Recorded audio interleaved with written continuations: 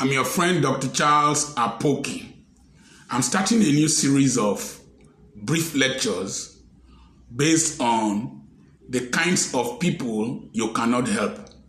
Note, I did not say you should not help them, but from observation, if you help them, the help will virtually not produce any change in their lives. They always end up the way they have been. I've been studying people who worked with me, people I left behind in church, people who I started church with. Some of them have remained the same. There's no transformation. The Bible says, be ye transformed by the renewal of your mind. Why is it that people do not change? Number one kind of person we want to look at is the person who is not willing to change. In Revelation chapter 3 verse 20, the Bible says, I stand at the door and knock. If you open, I will come in and sup with you. That refers to Jesus Christ knocking at the heart of a man, the door of the heart of a man. And he is willing to come in and have fellowship with you. But he says, if you open, that painting was done by Holman Hunt. He started it at the age of 21 and completed it at the age of 29.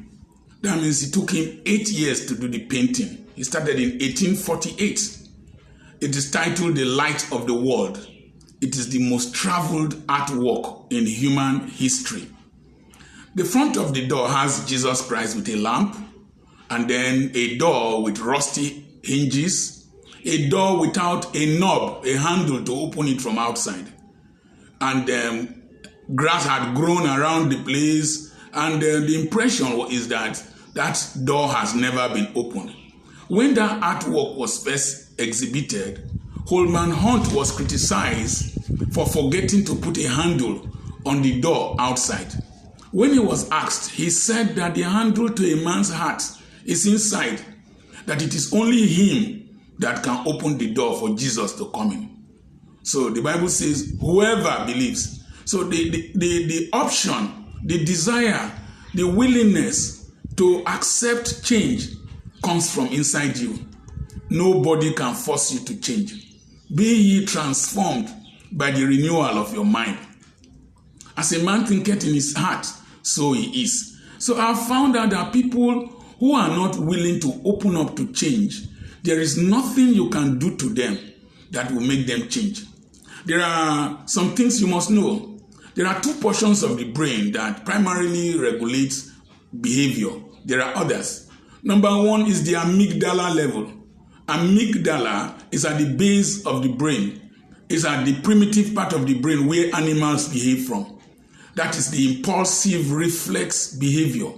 When you see a person who repeatedly does what is wrong and does not feel a sense of remorse and does not need to change, does not see the need to change, despite a lot of corrections. When you marry that kind of woman, you are gone. You will keep having problems. When you marry that kind of husband, you are gone. When you have that kind of child, the stress level you will experience, the child will nearly kill you.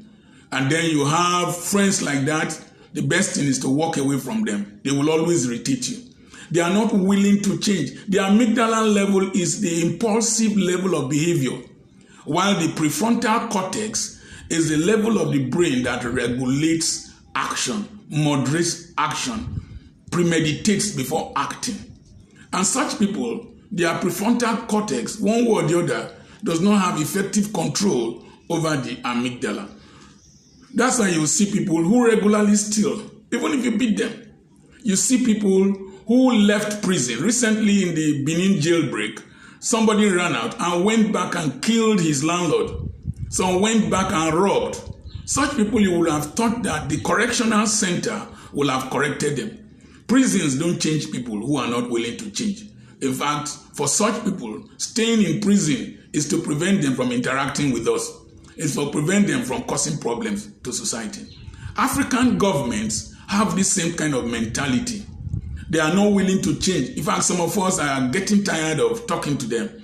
They are not willing to change. And such people who are not willing to change, I will discuss them later.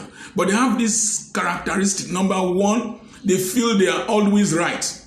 Number two, they feel that society is unfair to them. They feel that there's a level of development where they got stunted, and they feel that they are wiser than society. We shall come to look at that. They feel they are wiser than you that is correcting them. There's one thing you must know in life, is that you can't change every person. You can't help every person. If you are to live long and have peace of mind, know that you cannot change every person. You cannot help every person. To be effective in life, look for those who are willing to change. Look for those who are willing to accept your effort to change their lives and help those people. I consult for oil companies. I consult for government.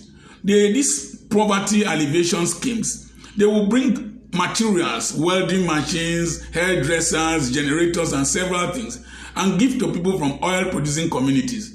Right there, where the vehicle brought the commodities to be distributed to the poor people, you will see them selling the same equipment back to the man who brought them with a trailer at about 1/3 or half the price, or a little bit below what they bought them for. So you see, they are not willing to change. They are not willing to leave poverty. So there are several people like that. Don't spend your energy. Don't spend your time.